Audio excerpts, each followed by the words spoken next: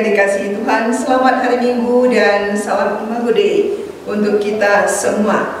Jumpa lagi dalam permenungan kita di hari Minggu Prapaskah keempat, 19 Maret 2023. Bacaan-bacaan yang akan kita renungkan diambil dari bacaan pertama, Kitab Samuel yang pertama, bab 16 ayat 1b dan ayat 6 sampai 7. Dilanjutkan ayat 10 sampai ayat 13a.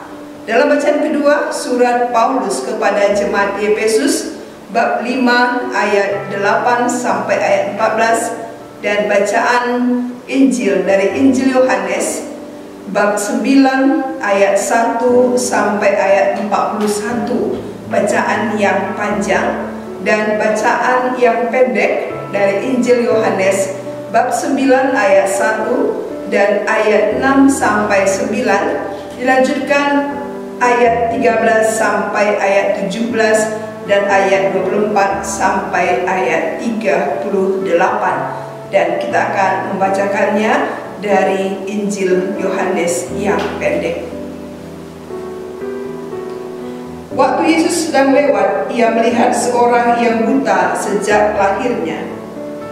Setelah ia mengatakan semuanya itu, ia meludah ke tanah dan mengaduk ludahnya itu dengan tanah, lalu mengoleskannya pada mata orang buta itu, dan berkata kepadanya, "Pergilah, basuhlah dirimu dalam kolam Siloam." Siloam artinya yang diutus. Maka pergilah orang itu, ia membasuh dirinya lalu kembali dengan matanya sudah melek. Tetapi tetangga-tetangganya dan mereka yang dahulu mengenalnya sebagai pengemis berkata, "Bukankah dia ini yang selalu mengemis?" Ada yang berkata, "Benar, dialah ini." Ada pula yang berkata, "Bukan, tapi ia serupa dengan dia." Orang itu sendiri berkata, "Benar, akulah itu." Lalu mereka membawa orang yang tadinya buta itu kepada orang-orang Farisi. Adapun hari waktu Yesus mengaduk tanah dan memelekkan mata orang itu adalah hari Sabat. Karena itu orang-orang Farisi pun bertanya kepadanya, bagaimana matanya menjadi melek. Jawabnya, "Ia mengoleskan adukan tanah pada mataku, lalu aku membasuh diriku, dan sekarang aku dapat melihat." Maka kata sebagian orang-orang Farisi itu, "Orang ini tidak datang dari Allah, sebab ia tidak memelihara hari Sabat." Sebagian pula berkata, "Bagaimanakah seorang berdosa dapat membuat mujizat yang demikian?" Maka timbullah pertentangan di antara mereka. Lalu kata mereka pula kepada orang buta itu, "Dan engkau, apakah katamu tentang dia, karena ia telah memelekkan matamu?" Jawabnya, "Ia adalah seorang nabi." Lalu mereka memanggil sekali lagi orang yang tadinya buta itu dan berkata kepadanya, "Katakanlah kebenaran di hadapan Allah.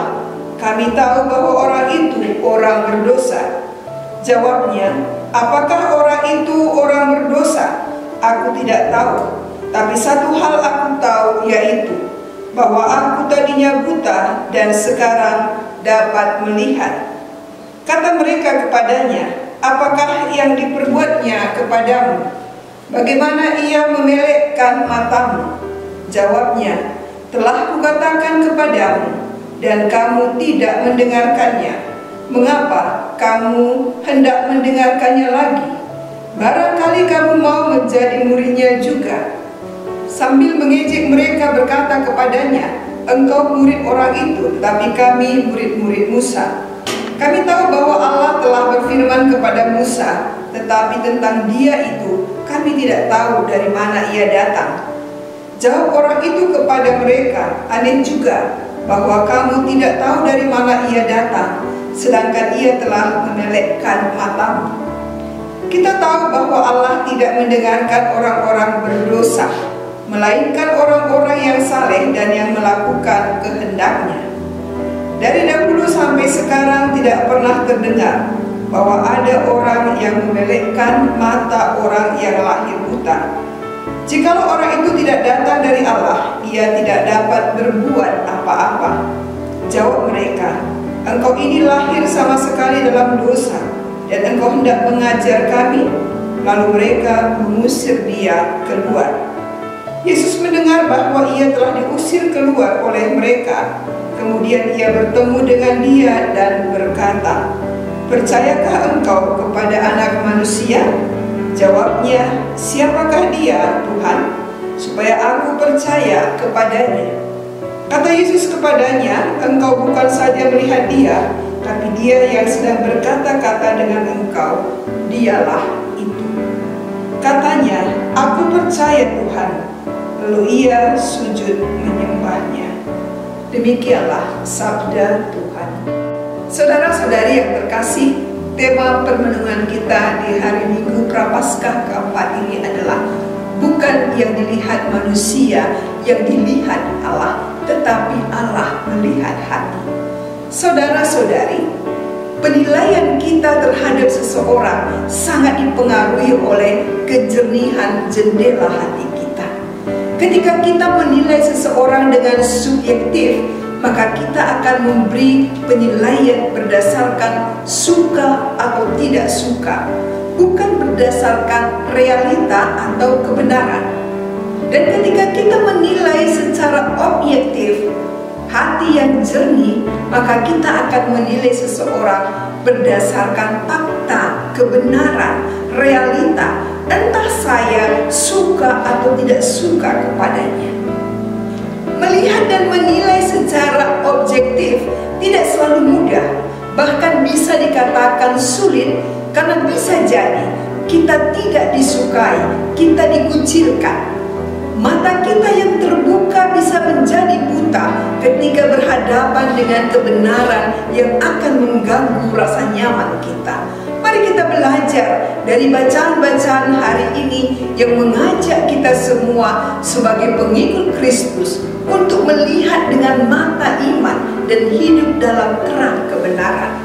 Dalam bacaan pertama, Tuhan mengingatkan Samuel ketika hendak mengurapi salah satu anak Isai untuk menjadi raja bagi bangsa Israel. Jangan memandang paras atau perawakan yang tinggi, sebab bukan yang dilihat manusia yang dilihat Allah, tetapi Tuhan melihat hati. Mengapa? Saul yang telah diangkat menjadi raja Israel telah memenangkan banyak pertempuran dan mengalahkan orang Amon dan Filistin. Namun Saul tidak sepenuhnya taat kepada Allah, dan karena ketidaktaatan dan ketidaksetiaannya, Saul ditolak Allah.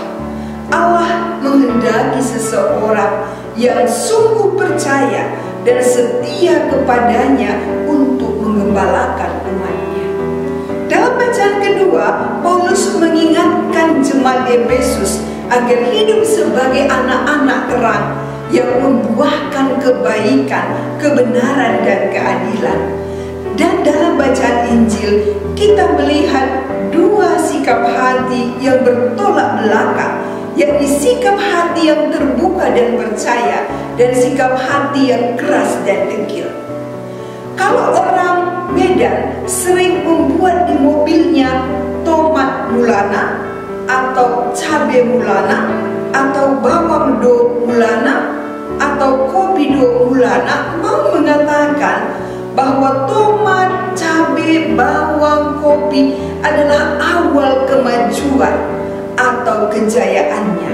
Mereka melihat bagaimana berkat Tuhan lewat tumbuhan ini akhirnya mengubah hidup mereka menjadi lebih baik. Dan sikap hati yang bertolak belakang antara orang-orang Farisi dan orang buta yang disembuhkan hari ini berawal dari penyembuhan yang dialami orang buta. Penyembuhan mengantar kontroversi antara orang buta dan orang Farisi. Keberatan orang Farisi adalah bahwa Yesus menyembuhkan pada hari Sabat. Yesus memoleskan adukan tanah pada mata orang buta, lalu menyuruhnya membasuh diri, dan sekarang ia dapat melihat. Hal ini menimbulkan beberapa tanggapan dari orang-orang Farisi. Mereka berkata, orang ini tidak datang dari Allah sebab ia tidak memelihara hari Sabat. Yang lain berkata, bagaimanakah seorang berdosa dapat membuat mukjizat yang demikian? Sikap keras hati orang-orang Farisi membuat mereka tidak terbuka terhadap karya-karya yang dilakukan oleh Yesus. Tapi orang buta yang telah disembuhkan itu tetap fokus pada apa yang telah dikerjakan Yesus dalam dirinya. Ia tidak bisa menyembunyikan kebenaran bahwa Yesus telah memperhatikan dia lebih daripada kesucian hukum Sabat yang sangat-sangat diagungkan oleh orang-orang Farisi. Pengakuan iman orang yang tadinya buta menjadi batu sandungan bagi orang-orang Farisi. Maka mereka meyakinkan orang buta itu bahwa perbuatan Yesus itu melanggar kesucian hari Sabat. Tetapi saudara-saudari, ia semakin berani berkata, bagaimana mungkin Allah mendengarkan seorang berdosa memelekkan mata orang buta? Orang itu mesti datang dari Allah karena keteguhan imannya. Orang yang tadinya buta itu diberi karunia untuk melihat Yesus secara baru. Saudara-saudari yang terkasih, perjalanan imannya dimulai dari kebutaan, dan karena belas kasih Yesus, dia diberi karunia untuk melihat Yesus dalam iman. Sementara orang-orang Farisi benar-benar telah buta, karena meskipun melihat pekerjaan Allah yang begitu besar kepada orang buta itu, mereka tidak mau menerima dan mengakui Yesus sebagai yang berasal dari Allah. Saudara-saudari yang terkasih, seperti orang buta tadi, bisa jadi kita juga mengalami bagaimana kesaksian iman kita menjadi batu sandungan bagi orang lain. Kebenaran yang kita katakan dapat menjadi masalah bagi orang lain yang hidupnya tidak benar. Kejujuran kita jadi malapetaka bagi orang yang hidupnya tidak jujur. Kerajinan kita menjadi tantangan bagi orang yang malas, dan kebaikan kita menjadi gangguan bagi yang hanya mencari rasa aman dan lain sebagainya. Saudara-saudari, hidup dalam situasi yang demikian tidak selalu mudah, karena bisa jadi kita diserang, kita dikucilkan, kita difitnah. Maka mari kita ingat sabda Tuhan hari ini yang mengingatkan kita untuk tetap taat dan setia kepadanya. Mari kita hidup sebagai anak-anak terang yang membuahkan kebaikan, kebenaran, dan keadilan dalam hidup kita. Dan jangan takut memberi kesaksian tentang kebenaran iman kita. Tuhan memberkati.